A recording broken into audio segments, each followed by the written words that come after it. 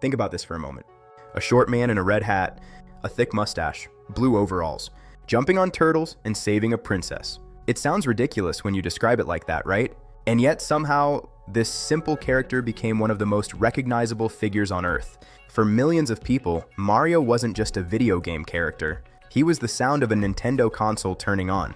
He was the excitement of blowing dust out of a cartridge. He was the thrill of reaching the flagpole after a perfect run through a level. But here's the crazy part. Mario wasn't even supposed to be Mario. He wasn't meant to be the hero of gaming. He wasn't even meant to be a plumber. Today on TechVibes, we're diving into the secret story behind Super Mario. How a small arcade character accidentally became the face of Nintendo, helped rescue the video game industry, and created one of the most legendary gaming franchises of all time. And if you grew up during the golden age of Nintendo, this story might bring back some incredible memories.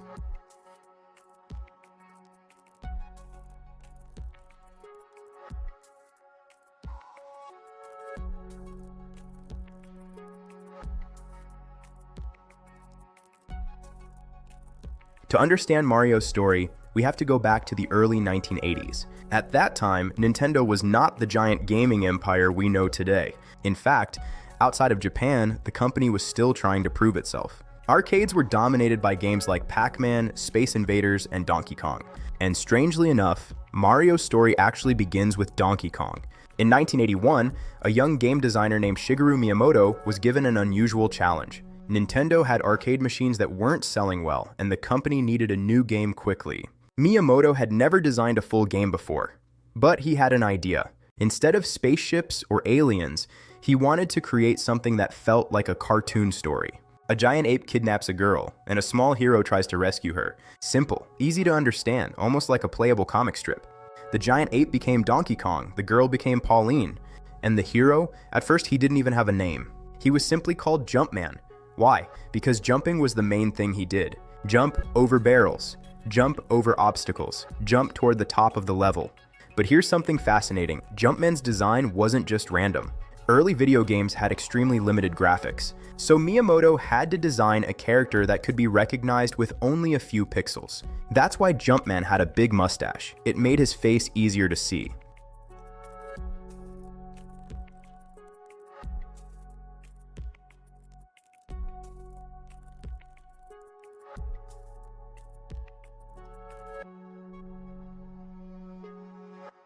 That's why he wore overalls, so players could clearly see his arms moving. And that's why he wore a hat, because animating hair would have been too complicated. All of those design choices were practical, but they accidentally created one of the most iconic character designs in gaming history. Now, here's where the story gets even more interesting. When Nintendo of America set up their offices in Seattle, they rented warehouse space from a man named Mario Segale. He was the landlord. One day, Segal reportedly stormed into the office demanding late rent payments. He wasn't happy, but after the situation was sorted out, someone jokingly said something like, "Hey, our character kind of looks like Mario." And just like that, Jumpman got a name, Mario. It started as an inside joke, but the name stuck, and soon the character officially became Mario. Donkey Kong turned out to be a huge hit.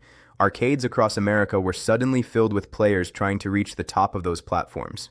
But Mario's real moment hadn't arrived yet. That came a few years later. In 1983, the video game industry crashed hard. Arcades were struggling. Home consoles flooded the market with low-quality games. Consumers lost confidence. Many people believed video games were just a passing fad. But Nintendo had a plan. In 1985, they released a new console in America, the Nintendo Entertainment System, or NES. And alongside that console, they launched a game that would change everything. Super Mario Bros. Now imagine you're a kid in 1985. You turn on your NES. The screen fades in. And suddenly you see something completely different from the games before it. A bright blue sky. Green hills. A character that moves smoothly across the screen. Instead of single-screen arcade levels, the world actually scrolls as you move. It felt magical. Super Mario Bros. Introduced players to the Mushroom Kingdom, a strange world filled with pipes, turtles, mushrooms, and hidden secrets. And the gameplay was revolutionary. Mario could run, jump, slide, break blocks, find hidden warp zones. Every level felt like a puzzle waiting to be discovered. Players quickly realized something special about this game. The more you explored, the more secrets you found. Hidden coins, invisible blocks, secret areas underground. For many players, discovering these secrets felt almost like uncovering hidden treasure. If you grew up in that era, you probably remember the excitement. Friends sharing tips on the playground, someone whispering about a secret warp pipe, another kid claiming they found a hidden world. Super Mario Bros. Wasn't just a game. It was an adventure everyone shared, and the impact was enormous. The NES became a massive success.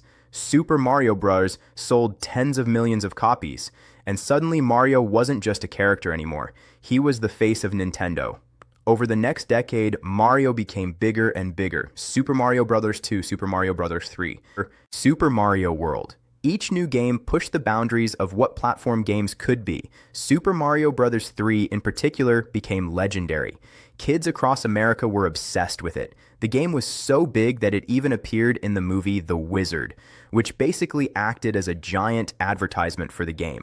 And players didn't mind, because the game was incredible. New power-ups, flying raccoon suits, huge colorful maps. Every level felt like something new. By the early 1990s, Mario had become more than just a game character. He was a global icon. Cartoons, toys, lunchboxes, even a live-action movie. Mario was everywhere. But the most amazing part of Mario's story isn't just how popular he became. It's how long he stayed relevant. Many gaming characters from the 80s disappeared. Arcade stars faded away. But Mario kept evolving. When 3D gaming arrived, Nintendo released Super Mario 64, and once again, Mario changed the gaming world. Players could explore fully 3D environments for the first time in a Mario game, running across fields, climbing mountains, jumping into paintings to enter new worlds. It felt revolutionary, and that tradition continued for decades. Super Mario Galaxy, Super Mario Odyssey. Every generation of gaming seemed to have its own Mario masterpiece.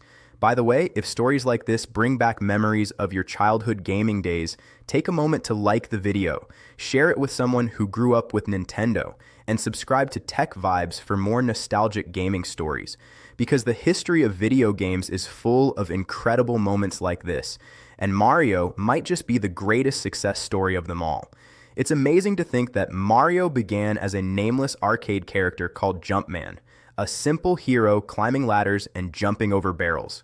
But through creativity, imagination, and a little bit of luck, that character became something much bigger. Mario didn't just star in great games. He helped save the video game industry. He defined what platform games could be, and he gave millions of players their very first gaming adventure. Even today, decades later, Mario is still jumping through new worlds, still collecting coins, still saving the princess. And for many of us, hearing that familiar Mario theme instantly brings us back to a simpler time, a time of cartridges, controllers, and discovering secret levels with friends.